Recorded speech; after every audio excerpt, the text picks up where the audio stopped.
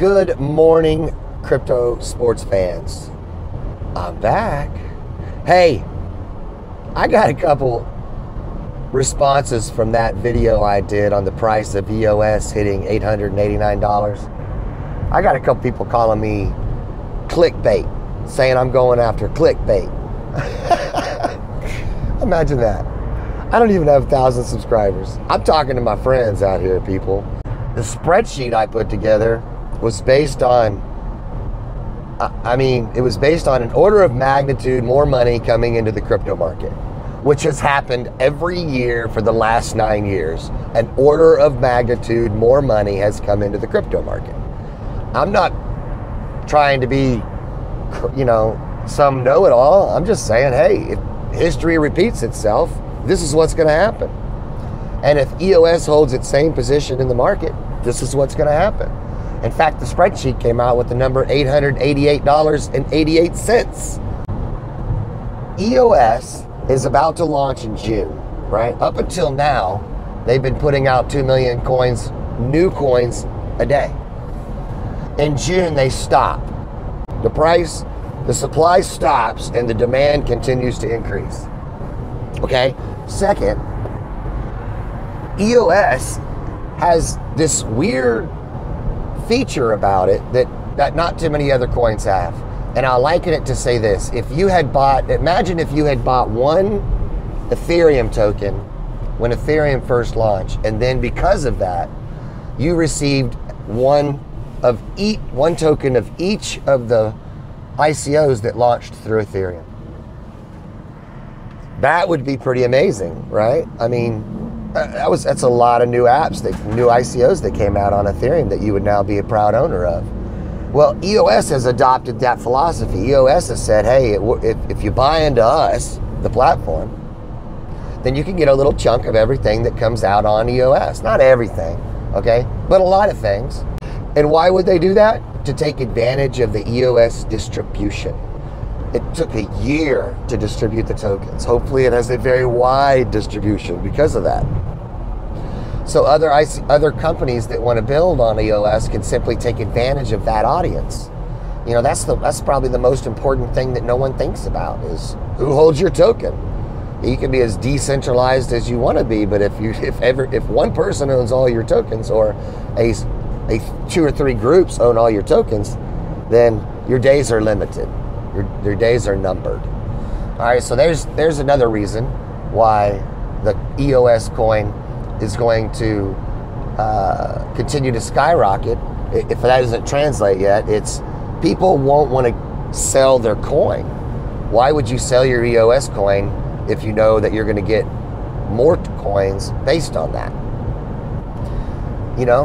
I was talking to a buddy of mine, Brian, yesterday, and I said it's almost like, this is the only ticket in town. If you don't have this ticket, you don't get into the concert. And if you don't get into or I should say, not a concert, but it's more like a festival. If you don't buy the ticket to the festival, you don't see all of the concerts. If you don't buy the ticket to this festival, the EOS festival, then you miss out on all these new apps and DACs that come out on the program, on the software. So yeah, you need to have this ticket. It's a pretty important ticket to have. In fact, I'd highly recommend, and this is not financial advice because I'm not an expert, but I would highly recommend buying as many EOS tokens as you can get your little greedy hands on, because it's going to get you more of the future systems that come out on top of it. That was the second reason. The third reason that I believe EOS is going to continue to skyrocket is a little something called storage. And we haven't seen this yet, and it won't really affect the system until probably about a year in or so, where you start to see people storing data. And as they store that data, they have to pledge a certain amount of tokens to keep that data stored. If they want to delete the data, they get their tokens back. But as Dan Larimer put it, some data has the effect of needing to be stored forever, which means those tokens that are locked up to store that data will be stored forever. And as the blockchain continues to grow, okay, more data needs to be stored. More tokens need to be locked up. so that that data can be secured. That gives the effect of reducing the circulating supply. If you reduce the supply and your demand continues to increase, you've got a really inverse relationship there. So you can see the price skyrocketing. EOS is going to create a new paradigm in this cryptocurrency world. It's not just another coin, people. It is not just another token. When EOS launches in June, it will have concluded the longest ICO period to date. Dan Larimer knew the importance of that, and that's why he scheduled it out a full year. Now, what's that got to do with the price? Well, it is my opinion that when EOS launches, it will launch in the perfect market. Because two things, both sides of the equation. On one side, we have all of these developers that have been dying to create their apps on the Ethereum platform to be a little disappointed in the outcome of the Ethereum project. This isn't my opinion. This is the developer's opinion, that it's difficult and it costs money. Okay, so EOS will transform that in a way that the developers can now freely develop on top of the EOS platform with no, obstacles in front of them like Ethereum has put. So that all this demand that has been, here since back in 2014, 2015, when the idea of Ethereum developed and they began to program the system, people, that's when the wheels started turning, man. People had ideas that they wanted to create things on the Ethereum, the Ethereum network. And when that didn't pan out, they're scratching their head, where do we go? Where do we go? And yes, I know there's people developing on other platforms, but here's my point. EOS is the first one to have parallel execution along with the ability to communicate with other chains on the EOS platform. So EOS brings this level of competitiveness to the market, where if you developed your software previous, you're going to now want to probably rethink it and maybe even develop on EOS to take advantage of all the things around it, the EOS launch and the platform network effect. Okay, so I'm almost saying pretty much everything pre-EOS is going to need to rethink their position and either adopt the EOS software, which is a win for EOS, or rewrite on top of EOS, which I don't know the difference. The second thing is you have Google, YouTube, Twitter, and Facebook all openly censoring our population. Openly. Blatantly. And it started, long time ago, but it's become to a point where, some of these large personalities on like YouTube, for example, are getting ticked off, and they have such a huge following that they talk to about these things that the word has spread quickly that the censoring has become unbearable. And they're looking for other ways. They're looking for other platforms. And, if I'm a developer, I want to build on the platform that's going to last the longest, that had the widest distribution, that has the most money behind it for future success. And if I'm a personality on YouTube, I also want to choose a platform that to upload my videos to, where I don't have to re-upload them to a new platform in 6 months or a year because this one is centralized, or it's also censoring, or whatever the case. Steam is a great example. Steam is on a blockchain and it's picking up speed tremendously. And the only negative on Steam is it's gonna have competition on EOS, or it adopts EOS, one or the other. But there's no doubt that there will be social media. In fact, there's already been one announced, Ono, O-N-O, out of China, that's launching on EOS. But there will be many, you know, different social media platforms that launch on EOS to compete with something like a Steam. Now, I just watched a streaming video the other day on DTube, which is decentralized YouTube, essentially, which is built on the Steam blockchain. Wow. Okay? We can't get CryptoKitties to run on Ethereum, but I'm streaming on DTube, which is the Steemit blockchain. Why is all this important? That's all Dan Larimer's resume. That's what he built. And now you've got his third generation software coming out, EOS, which will incorporate all the bells and whistles and 10 times more. And it includes its own constitution, governance model, security. It has hacked account recovery, password recovery, parallel execution, interoperability with other chains, okay? Blah, blah, blah, blah, blah. You know what it really has? It has the network effect in a huge way. And behind that network effect is over $1 billion that has been pledged to write software on that chain. $1 billion, people. I had a guy say, hey, what about Neo? Neo has all these things. Well, Neo doesn't have all these things. Neo does not have a constitution, I don't think. But also, Neo doesn't have a $1 billion war chest to put into development. And it did not have a 1 year long distribution. So I would only imagine that it has a much more centralized audience, subscriber base, you know? So all other chains will have competition on EOS. And EOS provides the new competition with a leg up. It has a platform that they can talk to the other chains on. So, I mean, you have way more functionality there when you can now literally, you know, communicate cross chains and do it instantaneously. So you got to think every current blockchain out there will see competition on EOS.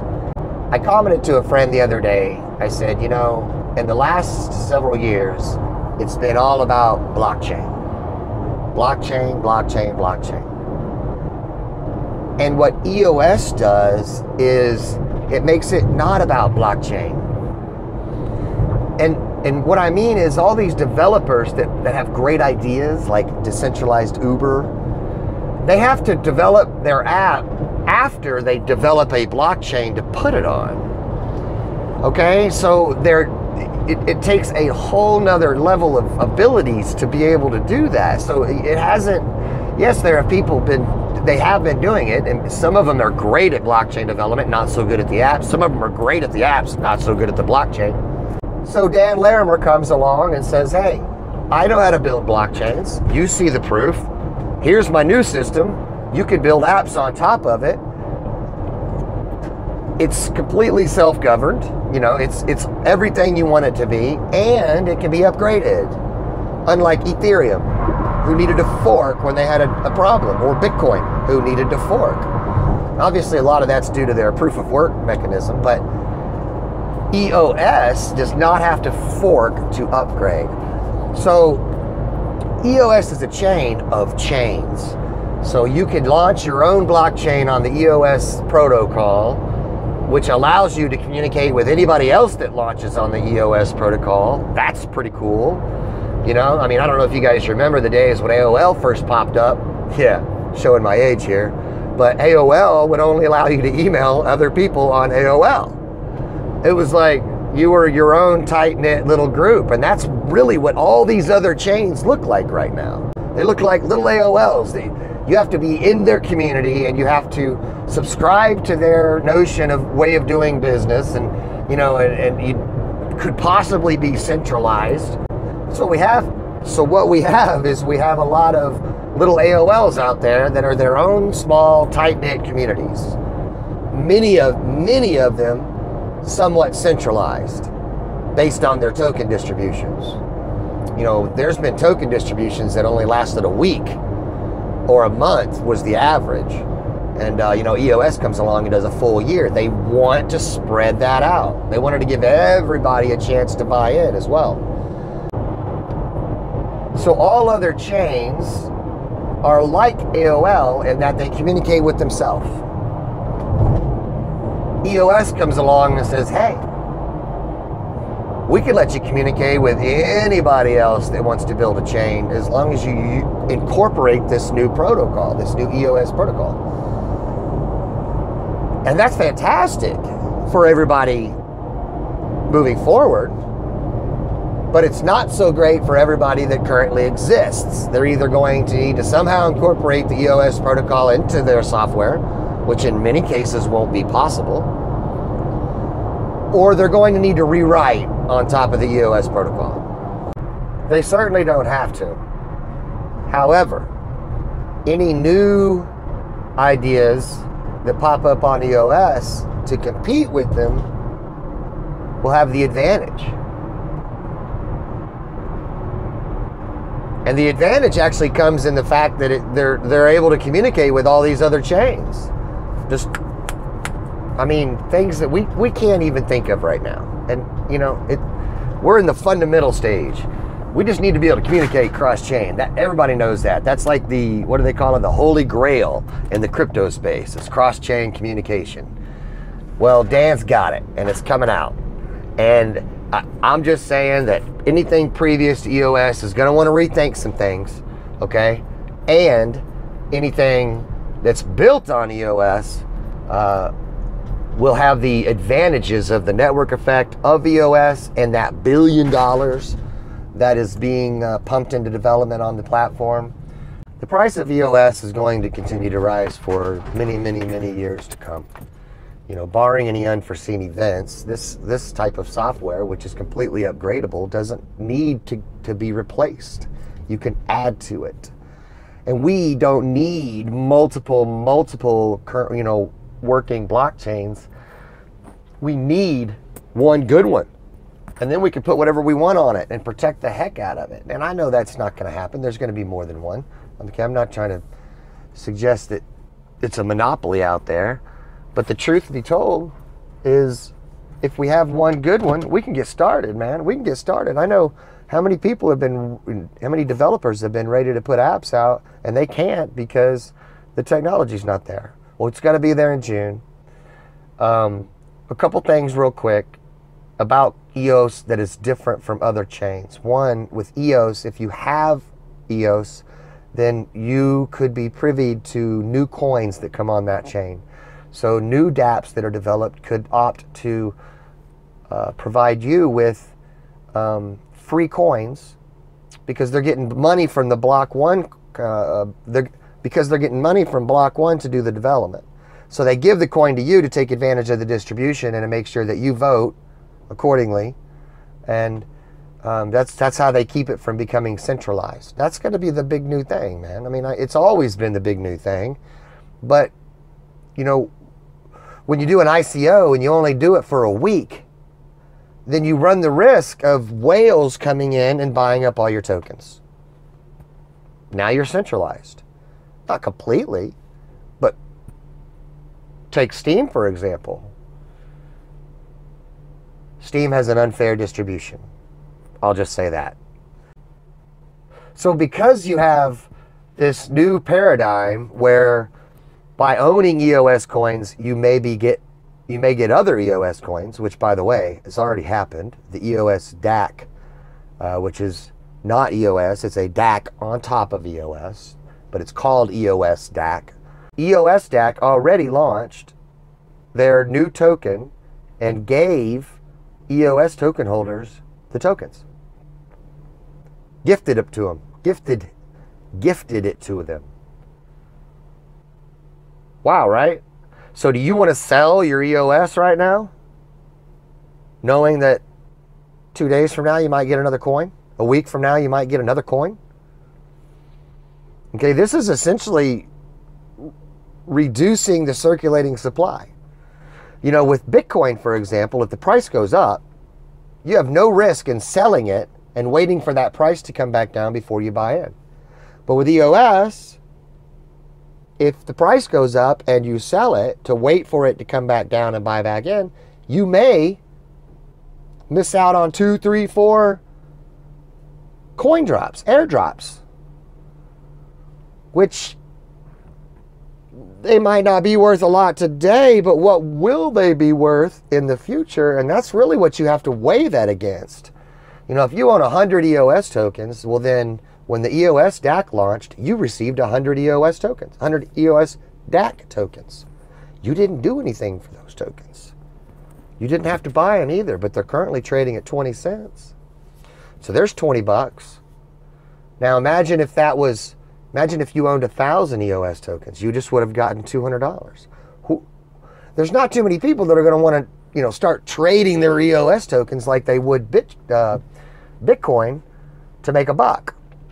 Because making the buck involves holding your EOS coins, not trading them. And then there's the storage idea, which is brilliant because it allows anybody who wants to store data on the EOS platform can, and the block producers will manage that. And storing data sometimes involves storing data forever. And if you have to store data forever, then you're locking up tokens forever, essentially also reducing the circulating supply.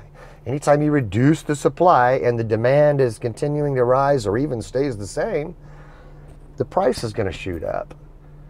So you see, EOS has a lot of reasons to rise. It has a lot of reasons to jump up. It hasn't even launched yet. So I still predict $170, $180 EOS coin by the end of next year, end of 2019. I don't see that being any issue. And I think by the end of 2020, we could potentially see an $800, $900 EOS. That would be, I did a video on this recently, but that would be one order of magnitude greater for the entire market. And it would be EOS assuming more of that market. If you haven't been paying any attention, EOS has always been in the 1.5%, 2% of the total crypto market.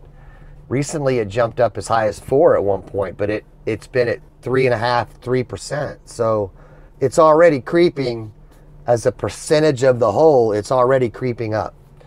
So as that continues to happen, and as more money continues to get pumped into the market, I see really good things for EOS, people. I see really good things for EOS.